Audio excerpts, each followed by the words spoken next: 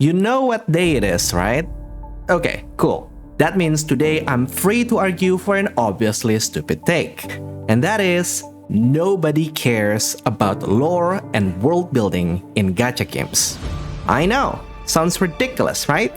But what if this is the real reason why most gacha game stories suck? Okay, before you grab your pitchforks, let's establish one thing right. Every gacha game nowadays has insanely cool world building. Honkai Star Rail is about cosmic gods playing chess games against each other, while you and I are just their pawns. These beings are so powerful that if they just look at you, you will feel it from light years away. Oh, do you know that the sky in Arknights and Genshin is fake? Yeah, nobody has seen the true sky all this time. What you're seeing is just a projection and distortion of the true sky, and nobody knows who made it and why. The conflict in Reverse 29 is about different factions trying to control a phenomenon called the Storm that can just reverse human history decades into the past.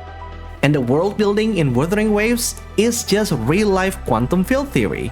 Everything is just waves. You, me, your favorite waifu, rocks, trees, animals, we are all just frequencies.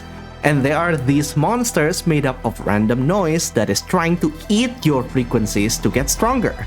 And to fight it, you're altering frequencies around you as magic. These are all amazing concepts. It's a combined work of so many people throughout the years with love and care. There are player communities formed around these lore theories, digging deeper to find the secrets hidden in item descriptions, scattered notes, and even decoding hidden languages. But here's the thing. Nobody actually cares about world building. Pure world building is just boring.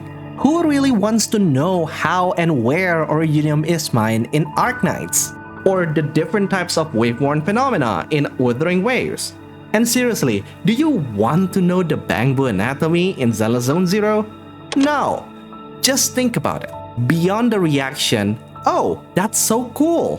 What else do you get from knowing about the lore of your favorite gacha game? Nothing. It's just a cold hard information. By itself, world building is just a pile of cool facts. It's completely useless without a good story to tell it. Everyone cares more about what the story will do with those facts. Once you realize that, you will notice a couple of rules controlling the interaction between the story and world building. Cool world building alone never guarantees a good story. Instead, too much world building can hurt the story. How many times have you been forced to sit through an endless exposition dump in gacha games? Yeah, it's boring because the writers are trying to present the world building in the most laziest way possible. World building should never be given raw to the audience. What do you do with knowing about the primum mobile of the aeons in Honkai Star Rail? Absolutely nothing, because world building always needs to be used with context and presentation in the story. For a great example, look at the hollows in Zelda Zone Zero. Instead of explaining about it for 2 minutes, the game just shows you. The sheer scale of the hollow itself immediately tells us how dangerous and unnatural it is. Suddenly, the hollows are not just world-building facts. You can feel how it impacts the world and its characters. Another great example is Babel Incident in Arknights. No one who plays this game really cares about the lore that the doctor betrayed Teresa in Babel. We only care about how everyone in the story has to struggle with this fact, how it changed their lives, their relationships, and their motivation. Good world building should elevate character moments, not replace them. Think about the most powerful moment in your favorite story. Do you remember the cool world building? Or do you remember how the characters acted in that moment? You probably don't remember the Herrscher of Dominance's abilities in Honkai Impact, but you will remember Kiana's character growth in Everlasting Flames. You may not remember all the political games in Attack on Titan, but you remember Erwin's final charge. A good world building must always take a step back in climactic moment to let the character shine, to make their human aspect relatable to the audience. You can fully understand how Himeko can beat a godly being, but you can understand why a teacher decides to sacrifice themselves for their student. You don't need to understand how proxies work in Zenless Zone Zero, but you can understand why they are fighting to clear up their parents' name. You don't need to know the power and limitations behind each Infinity Stones, but you can understand why a hero makes his final stand. And this is where modern media keeps screwing up. Spectacle over substance. Whether it's gacha games or Hollywood, there is a growing trend of prioritizing flashy world building over meaningful storytelling. Look at Zenless Zone Zero. The game has incredible animations, but recent story chapters feel so oddly rushed, like they just want to push you to the next big action scene instead of letting the story breathe. Or Wuthering Waves. They have great animation, great character designs, and great environments, but the story never gets a satisfying conclusion. This is exactly why Avatar, despite being the highest grossing movie ever, has zero cultural impact.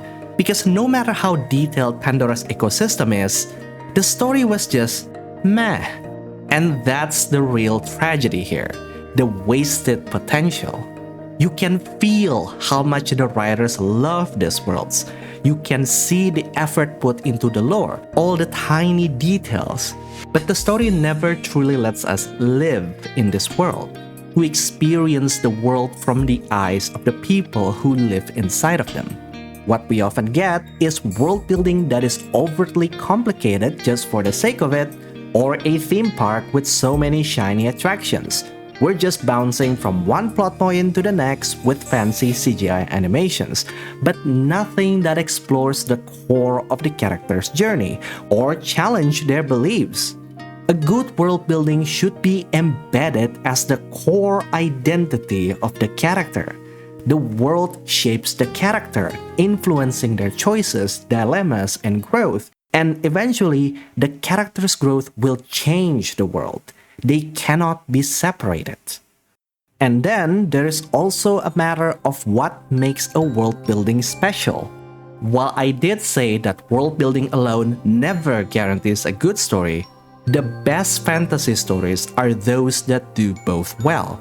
They don't just have detailed world building, they use it to create conflicts, dilemmas, and themes that wouldn't work in any other setting. Look at The Last of Us. The zombie apocalypse isn't just a backdrop, it's a way to explore how humans are the real monsters in the story. Or take any gacha games with robot waifus. I'm sure all of them have deep lore about the history of the world, AI, consciousness, and science gone too far. But the best one use these lore to tell deeply personal stories that wouldn't work with ordinary humans. You can do so many interesting storytelling by just using their non-human perspective, like how they struggle with things we take for granted, having free will, emotions, and a soul. Or judging if humanity is even worth serving. Again, things you cannot do with regular human characters. All of these reasons are exactly why I didn't give the Best World Building Award to gacha games with the longest wiki pages, because the best world building is only as good as how well it's used in the story. In fact, I would much prefer a gacha game with simple lore, but they give all the characters personal story arcs, intimate dialogues, and strong themes. Once the writers get that right, then we can talk about putting complex lore into the game. Because at the end of the day, nobody spends money on gacha games to unlock more lore pages. We spend money for characters. And the story should always serve the characters, not the world building. But hey, this is just a silly April Fool's video, so let me know what you think. Do you feel like gacha game stories are wasting their potential? Do you ever wish that your favorite gacha game had a better story? Please do let me know in the comment section down below. I always reply to everyone in my comment section, and I would like to know what is your biggest annoyances with your favorite gacha game world building. If you want to continue watching, I recommend my essay video on why Girls Frontline 2 has the best protagonist in all gacha games I've played so far. It's one of my best videos where I break down how strong character writing makes a great story. Who knew, right?